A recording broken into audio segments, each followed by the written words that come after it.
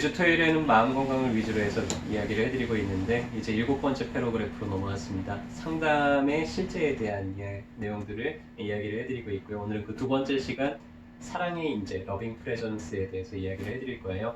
혹시 여기 계시는 분들 중에서 상담 치료를 받아보거나 혹은 상담을 공부해 보신 분 계시나요? 네, 혹시 안 계신다 그러면은 꼭 공부를 한번 해보셨으면 제가 한번 좀 추천을 해드리고 싶어요. 왜냐하면 상담 공부를 하는 사람들이 많은 사람들이 하는 얘기들이 어떤 얘기를 하냐면은 내가 누군가를 도와주기 위해서 이 공부를 시작했는데 정작 제일 많이 도움을 받은 사람이 내 자신이라는 표현들을 많이 해요. 왜냐면은 상담이라는 건 어떤 기술을 공부한다기보다는 인간에 대한 공부거든요. 사람이 기본적으로 어떻게 살아야 되는지, 사람들을 어떻게 대해야 되는지에 대한 공부이기 때문에 이 공부를 하다 보면 사람들이 자기 자신에 대해서 더 많은 성찰을 가지게 되고 더 많은 이해를 하게 되면서 자기 스스로의 어떤 문제들을 극복하고 해소가 되는 그런 경험들을 좀 많이 하게 됩니다. 만약에 전문가의 도움이 필요하다 그러면 상담 치료를 적극적으로 받아보는 것도 괜찮다고 저는 생각을 하고요. 근데 여러 가지 상담 치료 방법들이 있어요. 근데 어떤 게 과연 상담 치료에 있어서 가장 중요할까요? 여러분들은 어떤 게 상담을 할 때 중요하다고 생각을 하세요? 이 상담 치료에 대해서 좀 오해하는 분들이 있는데 내가 뭔가 상담을 하면은 저 사람이 나를 어떻게 막 이렇게 막 현혹을 시켜가지고 뭔가 나의 의도와는 다르게 저 사람의 의도대로 내 삶이 흘러갈까봐 걱정을 하거나 혹은 거꾸로 내가 상담을 배워가지고 어떻게 내 옆에 있는 말 안 듣는 이 사람을 어떻게 잘 현혹을 시켜서 호로록 내 마음에 들게 이렇게 바꿔볼 수 있겠다라고 생각을 하시는 분들이 있는데요. 전혀 그렇지 않습니다.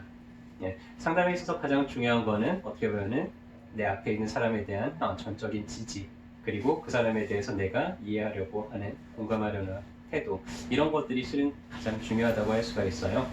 상담에서 치료 효과를 나타내는 것들을 분석을 해봤더니 여러 상담 기법들이 다 효과가 있는데 구체적으로 어떤 구성 요소들이 효과가 있는지를 분석을 해봤더니 한 40% 정도가 내담자 스스로 갖고 있는 자원, 그 사람이 경험들이라든지 그 사람의 주변 사람들과의 관계라든지 어떤 좋은 기억들, 이런 게 가장 중요한 역할을 한다는 게 밝혀졌고요. 이거는 이제 그 전 시간에, 첫 번째 시간에 이야기를 해드렸고요.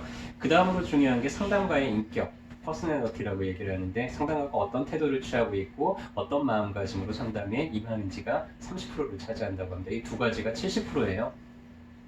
나머지 한 15% 정도가 상담의 기법이에요. 어떤 기술들, 어떤 테크닉을 쓰는지고요. 나머지 15%가 기대 효과입니다. 내가 이 상담을 통해서 얼마나 좋아지기를 기대하고 있는지, 그런 것들이 이제 효과를 나타낸다고 하는데, 오늘은 이 상담가의 퍼스널리티에 해당되는 이야기를 좀 해드릴 거예요. 일단은 질문을 하나 드려봅시다. 두 사람의 의사 선생님이 계십니다. 자, 여러분들 어떤 선생님한테 진찰받고 싶으세요? 오른쪽. 자, 여자분 이라고 생각하는 분 손 한번 들어보시고요. 네, 남자분이라고 생각하는 분 손 들어보시고요. 네, 혹시 선생님 이유를 좀 여쭤봐도 괜찮을까요? 저 여자분한테 받으면 왠지 마음이 편해질 것 같은데.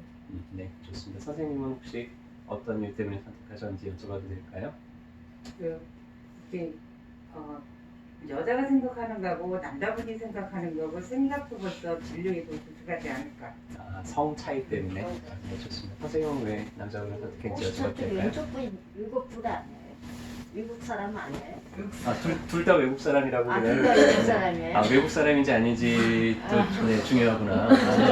지금 그걸 실수했는데. 한국 사람인 줄 알고 저는 의사소통을 잘할 수 있을까? 아이고, 네, 제가 사진을 잘못 골랐습니다. 네, 그럴 수도 있겠네요. 만약에 둘 다 말이 잘 통하는 우리나라 네. 사람이라고 가정을 해봅시다. 그러면 어느 분을 저는 선택할까요? 어쩌든 남자. 네, 이유를 여쭤봐도 괜찮을까요? 글쎄, 그래도 우리 이렇게 지능을 보면은 제가 좀 고루한 생각일지는 모르지만 남자들이 뭘 이렇게 지능적으로 좀 뭔가 생각 깊이가 좀 여자보다는 깊지 않을까. 오케이. 자, 이제 제가 두 분에 대해서 조금 부연 설명을 하나씩 그럼 달아볼게요. 자, 이 오른쪽의 남자분은요, 이 분야에 있어서 되게 권위가 있습니다. 그리고 상당히 유명해요. 유명세도 타고 있고요. 근데 이분이 되게 바빠요. 가서 뭐 좀 물어보려 그러면은 네, 3분 지났습니다. 다음 번에 얘기하시죠. 아유. 네, 너무 바빠가지고 내 얘기를 제대로 들을 시간도 없어요. 자, 오른쪽 분은 유명세는 좀 떨어져요. 가까운 동네에서 찾아가실 수 있는 분인데, 이분은 무슨 얘기를 하든지 간에 다 주의 깊게 들어주시고, 또 내가 근데 선생님 좀 이런 건 그러면 그래요? 하면서 그런 얘기도 다 들어주시고 하는 분이에요. 자, 그렇다면 어느 분을 선택하시겠어요? 왼쪽. 바뀌나요? 네. 저도 아마 그럴 것 같아요. 예, 예. 왜냐면은요, 정말 중요한 건데, 이 사람이 아무리 실력이 있어도 나한테 관심이 없으면은요, 네. 나한테 도움을 주기가 어렵죠. 근데 실력 여부를 떠나서 나한테 누군가가 정말 진심 어린 관심을 나타낸다 그러면은요, 그 관심에서부터 치료 효과가 시작이 된다고 생각을 합니다. 그래서 치료에 있어서 가장 중요한 요소를 하나 꼽아라 그러면은 저는 기술이라기보다는 환자에 대한 관심, 얼마나 많은 이해를 하려고 노력을 하고 공감을 하고 관심을 나타내느냐가 훨씬 중요하다고 생각을 해요.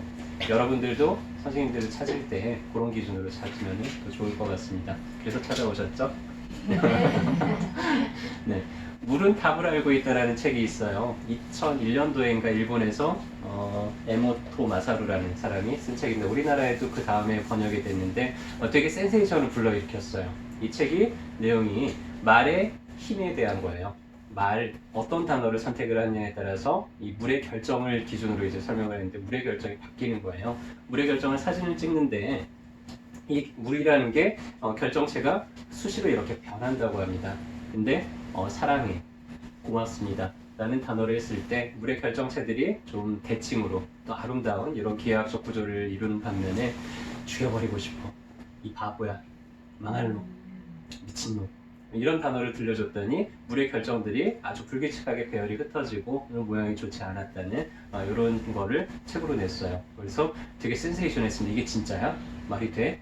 해가지고 MBC에서 실험을 했습니다. 2009년도에 한글날 특집으로 말의 힘이라는 거를 주제로 이야기를 했는데요. 밥알을 갓 지은 밥을 이제 양쪽 통에다가 두 개를 이렇게 놔뒀어요. 한쪽에다가는 고맙습니다라는 단어를 계속 들려줬고요. 한쪽 밥에다가는 짜증나라는 단어를 계속 들어줬어요.